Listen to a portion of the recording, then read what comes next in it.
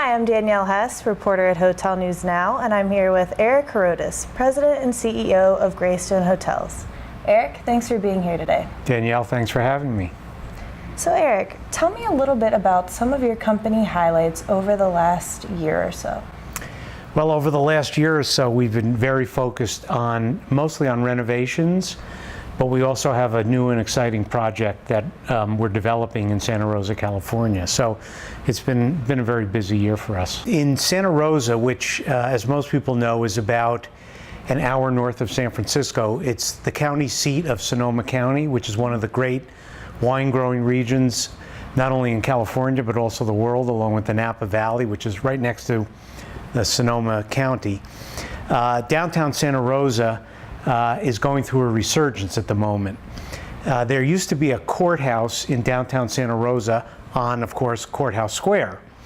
And in the 1960s, they built a new modern courthouse in a different part of town and tore down the old courthouse. About 2 years ago, some of the city leaders in Santa Rosa decided that they wanted to create a centerpiece of the city of Santa Rosa.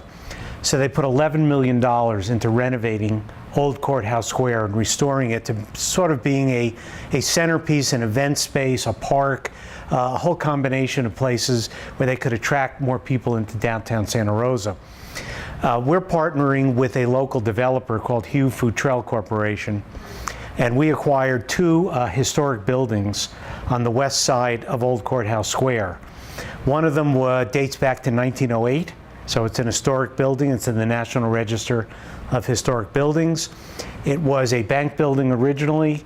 Then it was a law office. We acquired it about 2 years ago. And we also acquired the building adjacent to that.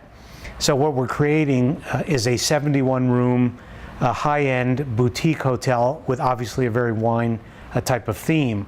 We'll have a lobby wine bar. So when people check in, they'll actually be checking into the wine bar. We'll have a lot of meeting space that will open up onto a large exterior courtyard. And we'll also have a rooftop deck with a cafe and additional meeting space on the rooftop. So it's a pretty exciting project for Santa Rosa. Also a very needed project. As most people know, Santa Rosa was quite ravaged by the fires in October of 2017. And there were two other hotels in town, the Fountain Grove and the Hilton, which burned down. So we'll be the first, quote unquote, new hotel to come in post-fire to Santa Rosa. So the city's really excited about having us. You know, I know that you guys have boutique and branded hotels. Can you talk a little bit more about that and how you kind of focus on the growth of both of those? Sure. Our focus really is on growing on the boutique or independent side of the business. I can go into how and why we acquired the three branded hotels that we have, but the story's not all that interesting. They were done for various reasons. But boutique and independent hotels is really our focus. We like that part of the business because it allows us to be creative. And just as a comparison, two of our branded hotels are flagged with Marriott. They're limited service or select service hotels, and they don't allow a tremendous amount of creativity because Marriott basically tells you what to do.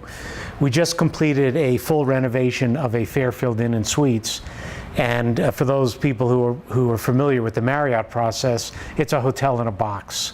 It's their carpet, it's their bedding, it's their drapes, it's their case goods. You just pay for it and put it in. In the boutique business, we can be very creative, and we can design and implement design in a way that we like. And our focus really is on providing a connection and an experience. So I'll give you a couple of examples. We have a hotel in La Jolla called the Empress. When we bought that hotel, it's in downtown La Jolla.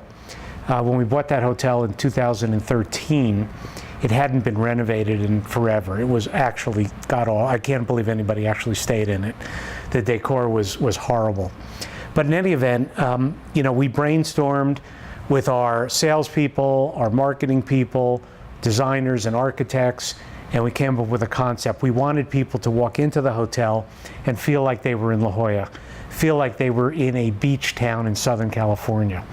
And at the end of the day, I think we accomplished our goal. If you walk into that hotel, you definitely know the artwork, the colors, the fabrics, the carpeting, even the shutters on the windows instead of drapes, all evocative of that beachside type of vibe. So that's what we tried to create.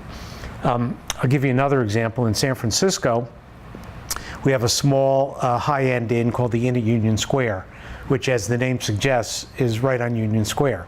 So it's in a great location. We renovated that hotel about 2 years ago, and again went through the same kind of process with architects and designers and sales and marketing and operations.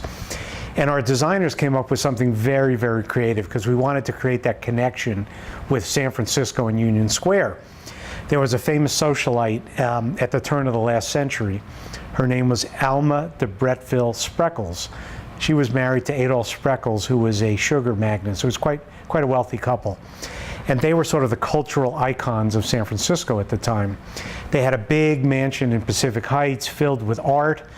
They built the Palace of the Legion of Honor, which is a museum in San Francisco, and filled it with a lot of art. And so what we created was almost a replica to some degree of Alma's mansion in Pacific Heights. So when you walk into the Inn at Union Square, you have the feeling that you're walking into Alma's mansion in Pacific Heights, but at the same time combined with all of the modern conveniences that today's hotel traveler wants. You know, big screen, flat screen TVs.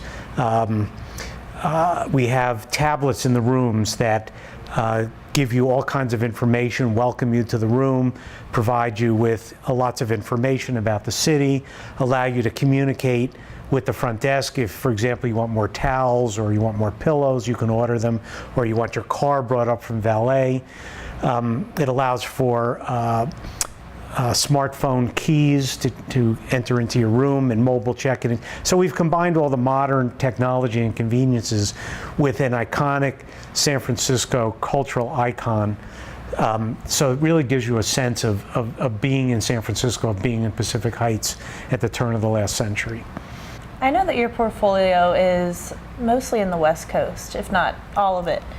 Do you guys have any, are you eyeing any other markets, or is that kind of your sweet spot? I like to stay sort of close to home. In a prior lifetime, I was a real estate syndicator, and I was buying and selling properties all over the country. And you know, when you're young, flying around the country can be fun and exciting, but it gets tiring after a while. So when I started this company, I created a sort of an informal rule. I call it the 2-hour rule. When you leave your front door, it doesn't matter. You can be walking, driving, taking the train, an airplane, or any other mode of transportation. I wanted everything I own to be within 2 hours of my home. And I've accomplished that. And that's our focus. We're going to stay on the West Coast. Well, thank you so much for joining us today. I really appreciate it. Thank you very much for having me. Thanks.